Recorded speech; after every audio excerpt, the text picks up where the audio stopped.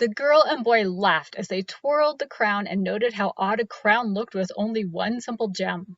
And they carried along their merry way, until they noticed something flitting around their heads, whirring and spinning and occasionally flouncing lightly ahead of them. They soon noticed a sparkly ruby suspended from the whirring object until it slowed enough for them to recognize a fairy with a ruby-red gem strapped to its body, weighing it down. The girl quickly offered assistance by lifting the weight of the ruby as the fairy declared, "It's yours now. Oh, and a marriage is equally proportionate to your investment," and flitted off. Of course, it perfectly fit the space next to the turquoise gem, and the ruby became Gem number 2. A marriage is equally proportionate to your investment. I walked one sunny fall day into our county fairgrounds multi-purpose building where the community was holding a humanitarian service day. I gravitated toward a table where 4 older ladies were coloring children's games for refugees that might have children wanting something fun to do. You know, you're forced out of your home and country, and now what do you do with your antsy 4-year-old with only the clothes on your back? You give them a matching game to Velcro the healthy food item to the yummy plate and the unhealthy food item to the garbage plate. These 4 ladies chatted about the local goings-on, and I spied a perfect opportunity to glean from their wisdom. I hesitated as I grabbed a yellow marker to brighten an ear of corn with a smiley face, and asked myself, should I really interrupt them to ask them my dying question? And yes, amid our coloring frenzy, I asked, "Hey ladies, I'm doing some research about what makes a happy marriage, and I have the suspicion you ladies could give me some great tips." After a decent pause, one lady offered, "Well, it's good to feed them well." The other ladies snickered in agreement. Then another lady quipped, "Good communication." And I thought, oh boy, I'm going to get the textbook answers. Then the third lady jumped in. "They like to be pampered." And I couldn't hold back. "But so do we, right, ladies?" They nodded, but I'm not sure they were convinced it shouldn't just be the guy who gets spoiled. I was surprised by the intensity of the fourth woman who asserted in a British accent, "Love them unconditionally, without expectation, because you can't change them. I just lost my husband 2 months back, and I can tell you, the small things don't matter. They really don't matter. Don't worry about your husband's socks on the floor and his little things that bother you, because in the end they really just do not matter. And you may even love picking up those socks on the floor after they're gone, and it really does go quick. Marriage goes by so quickly." Maybe to lighten the mood, another lady added, "Have humor in marriage, because it's better to laugh than to cry. Have fun times together, especially dates and other things you like to do together." The youngest of the ladies, though still my senior by far, offered, "If your communication isn't going well, then speak to them in their love language. Find other ways to communicate that will work better."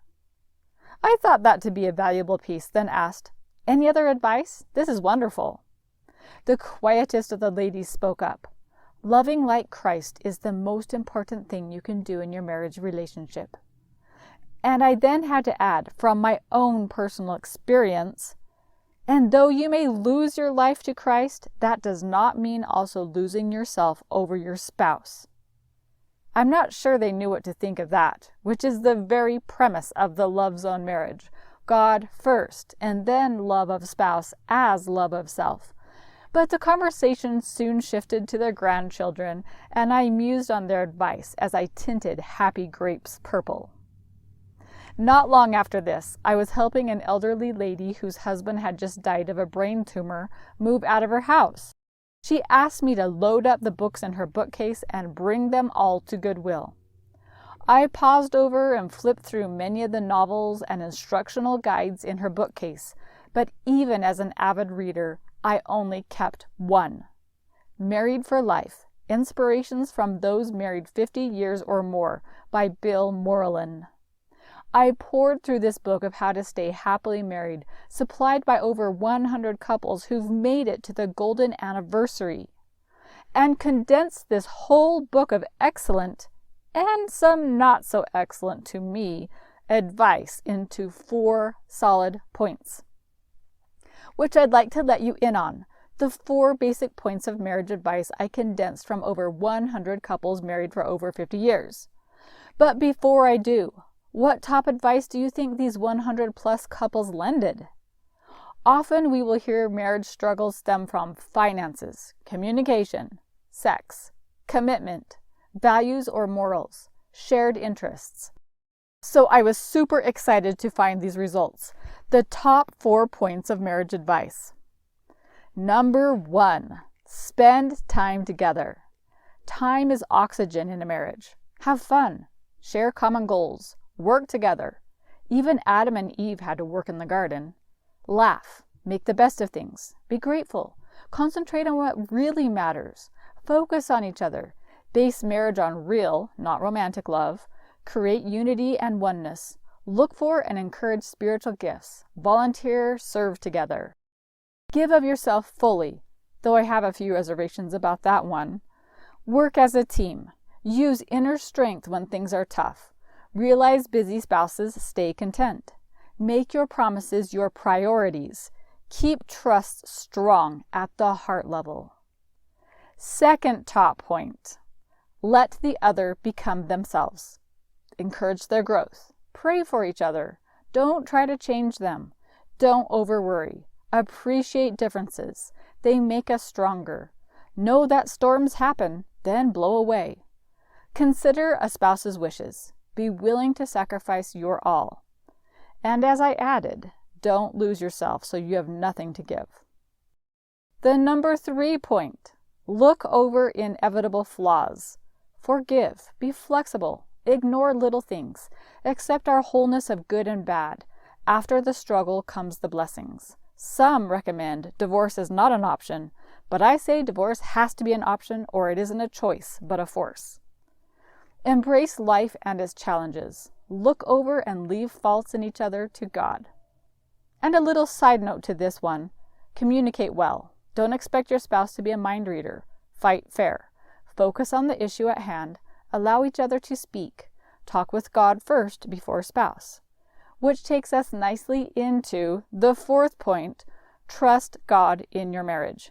He commissions it and knows all the answers.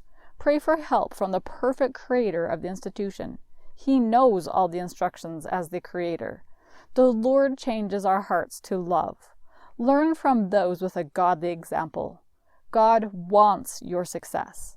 The best love in marriage is emulating the Lord's perfect love for us.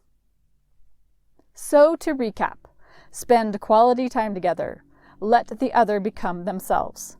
Look over inevitable flaws and also communicate well. And lastly, trust God in your marriage. And a takeaway I gathered, a marriage is equally proportionate to your investment. What you give in marriage is what you will reap. Simple mathematics, really. And for a date idea as you work on spending quality time together, go dancing. And if you don't know a place to waltz, cha-cha, or country swing, push aside the chairs in the dining room and there you go.